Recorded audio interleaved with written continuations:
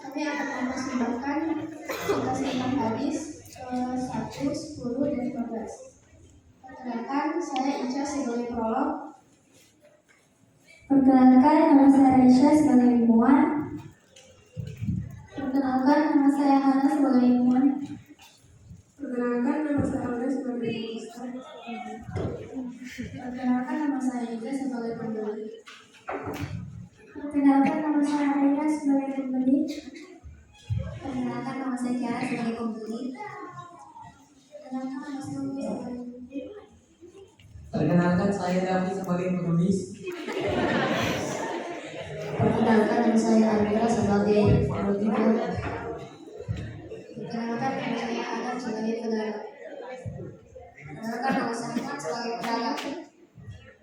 Perkenalkan, nama saya Zaki sebagai pedagang. Perkenalkan, nama saya Zain sebagai ustaz. Salaman.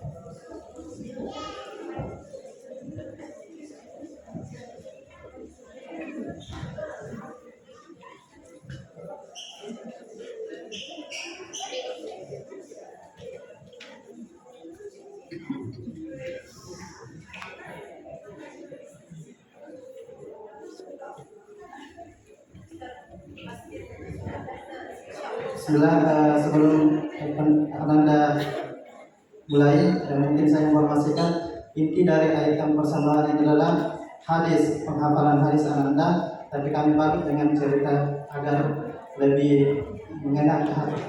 Kemudian sebagai hiburan juga. Selamat menyaksikan.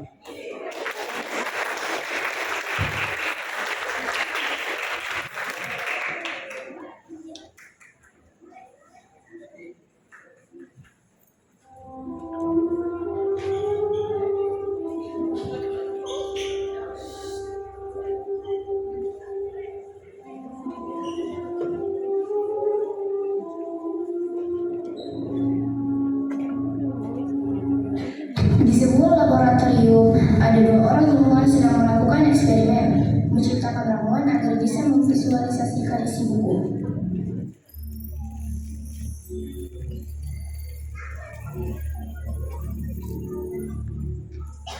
Akhirnya kita berhasil. Ayo kita coba. Wah, tidak terjadi apa-apa. Apa kita gagal? Tunggu, aku ambil buku.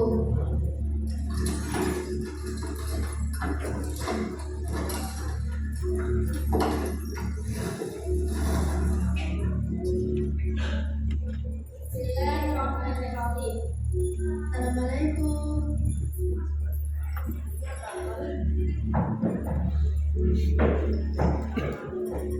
Kedua ilmuwan pun pingsan. Ketika terbangun, mereka sudah berada di sebuah pasar. Tapi anehnya, meskipun di sana banyak orang, tapi mereka semua diam dan tidak bergerak sedikit pun. Di mana kita? Juga tidak tahu. Dan sedang berada di dunia visualisasi. Aku akan tunjukkan pelajaran berharga untuk kalian. Muncullah dan duduklah menyaksikan.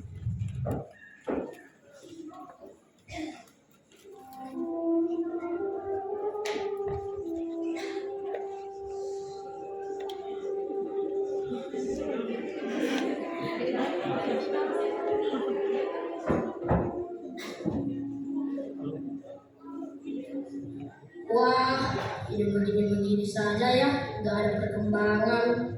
Iya betul itu kak. Apa kita ganti profesi aja jadi koruptor? Apa kita karena kita jauh dari Allah ya? Makanya Allah tidak merubah keadaan kita. Allahu Akbar, Allahu Akbar, Allahu Akbar, Allahu Akbar. Nah, kalian tidak perlu sembah. Tidak Pak Ustadz. Iya Pak Ustadz, kalau kami pergi sholat, siapa yang menjaga dagangan kami?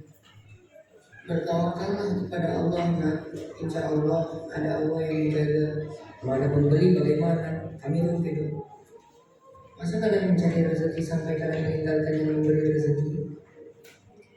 Ente mah enak Pak Ustadz, sudah terjamin gaji bulanan. Nah kami gak ada pembeli, kami gak makan. Sudah Pak Ustadz, gak usah ceramah di sini. Ya udah, yang penting saya sudah menyampaikan. Assalamualaikum. Pak Ustadz, saya ikut Ustadz sholat.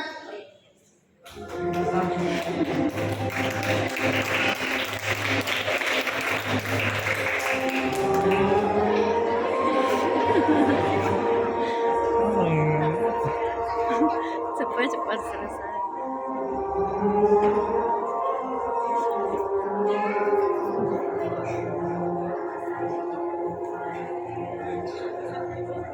Keesokan harinya, seperti biasanya mereka pun kembali berjualan. Dan tibalah azan subuh. Ayo kita sholat. Nanti saja. Assalamualaikum. Waalaikumsalam. Ini siapa Pak Ustadz? Oh, ini anak saya, dia dari Arab lagi liburan di Indonesia.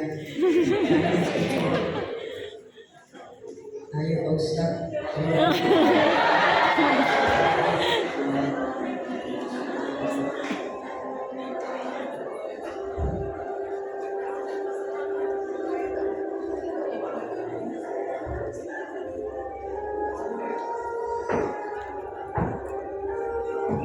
Semenjak ada anak Pak Ustadz yang sering ke masjid, Zaki juga jadi rajin ke masjid. Bahkan seringkali dia yang azan dan sering pertama ke masjid. Hingga suatu hari, anak Pak Ustadz tidak lagi datang ke masjid.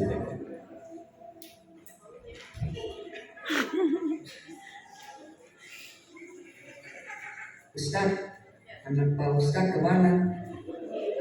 Oh, dia sudah balik ke Arab. Ini ada surat untuk kamu.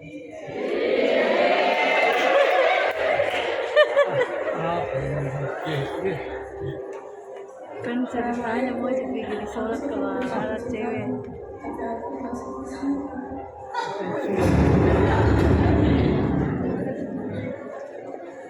Semenjak hari itu, Zaki menjadi pemurung kembali, jadi malas sholat dan jarang ke masjid.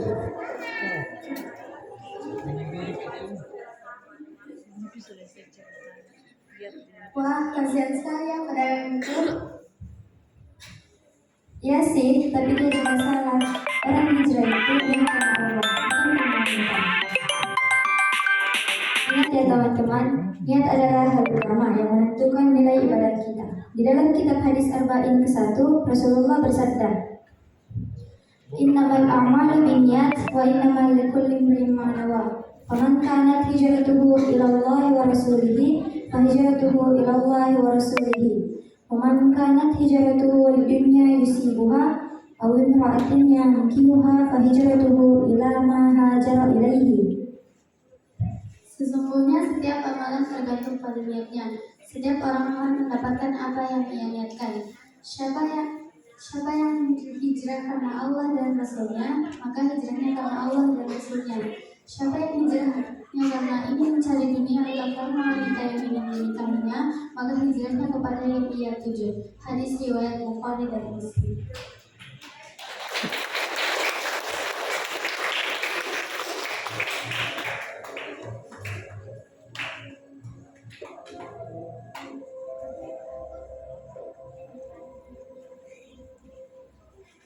Ceritanya belum selesai, masih ada pelajaran yang akan kalian pelajari. Mari kita lanjutkan dan saksikan.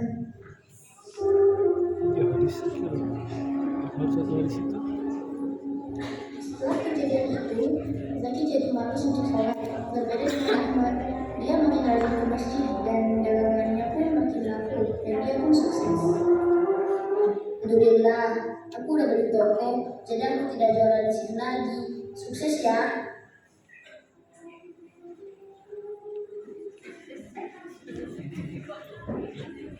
Lihat, jangan soal Ustaz itu. Mana? Ya itu. Oh, yang rajin ke masjid gara-gara perempuan. Iya, kasihan ya.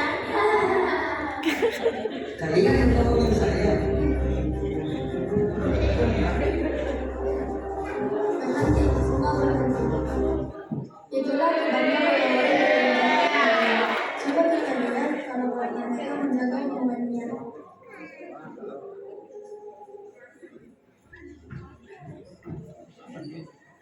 Lihat, dia orang yang soal Ustaz itu. Mana? Ya itu. Terus jangan juga karena maaf. Maaf ya.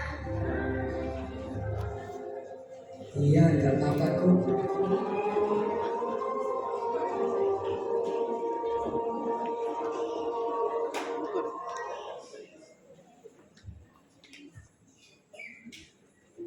Wah, indahnya kalau kita bisa menjaga lisan dan perasaan orang lain. Nah, betul itu teman-teman. Jaga lisan kita jangan sampai menyakiti perasaan orang lain, teman, guru, apalagi orang tua. Rasulullah bersabda dalam hadis kitab kelima. "Waman kana yu'minu billahi wal yawmil akhir falyaqul khairan aw liyasmut. Waman kana yu'minu billahi wal yawmil akhir falyukrim jarah.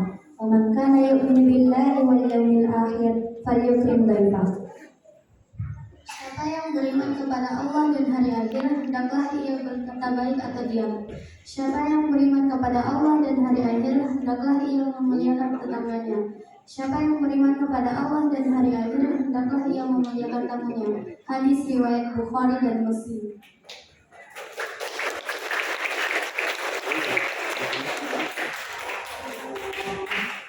Zaki kini mulai sadar. Dia sudah mulai kembali rajin ke masjid. Sesekali, Ustaz juga mengajar Zaki. Di sisi lain, setiap orang-orang pergi di masjid, ada seorang pengemis yang suka mengambil dengan orang-orang. Ketika orang-orang sudah selesai sholat, barulah pengemis itu sholat dan berdoa kepada Allah. Namun, kasihannya doanya tidak pernah terkabul.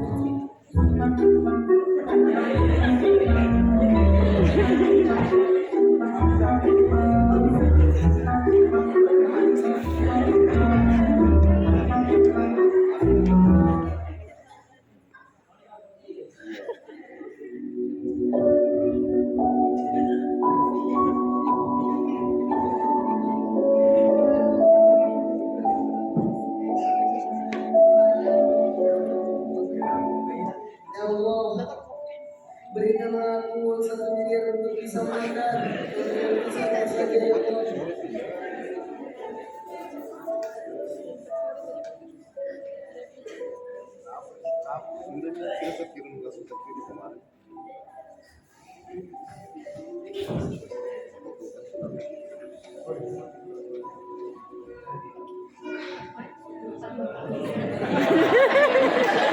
Sepuluh tahun kemudian. Ya Allah, ini aku berarti sudah 10 tahun aku minta kepadamu, tapi engkau tidak kabulkan aku. Terlambat datang.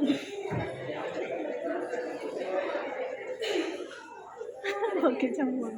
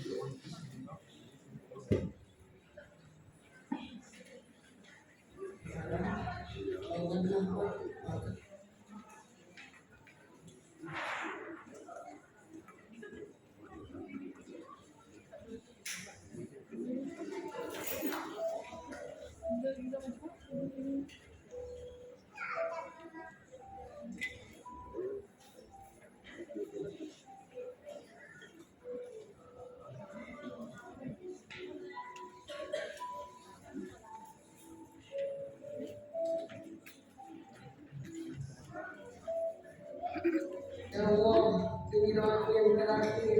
Sudah 10 tahun aku minta kepadamu, tapi engkau tidak kabulkan doaku. Kalau kau tidak mengabulkan doaku, aku tidak akan datang lagi ke rumahmu untuk berdoa. Bapak kenapa berbicara seperti itu? Tidak baik mengancam Tuhan. 10 tahun saya berdoa kepada Tuhan, tapi Dia tidak mengabulkan doa saya. Apakah Bapak sering makan yang haram? Taubatlah Pak, makan, minum, dan carilah rezeki yang halal. Insya Allah doa Bapak akan terkabul.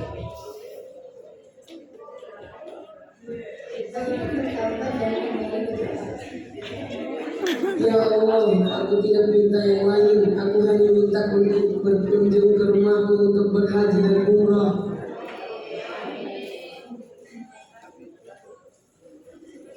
Assalamualaikum Pak Ustadz. Waalaikumsalam. Alhamdulillah, saya mau ajak Pak Ustadz berhaji, tapi saya masuk baru 1 orang. Alhamdulillah, saya punya 1 orang. Alhamdulillah.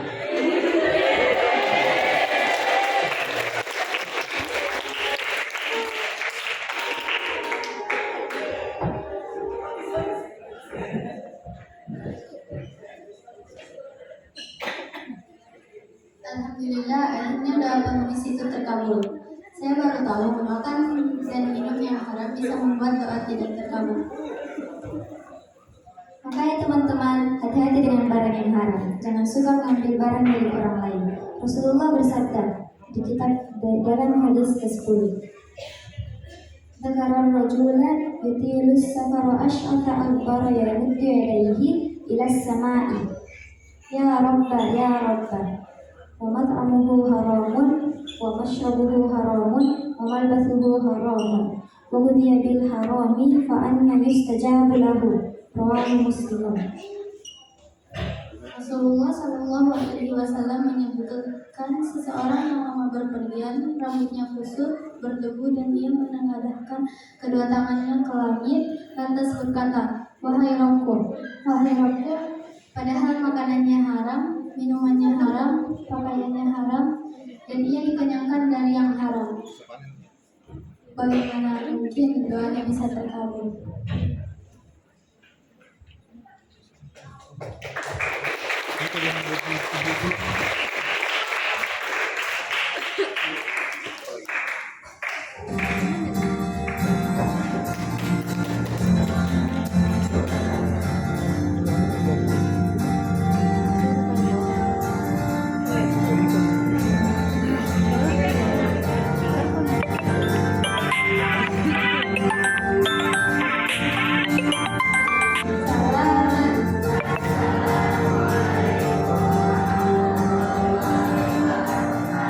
Waalaikumsalam warahmatullahi wabarakatuh.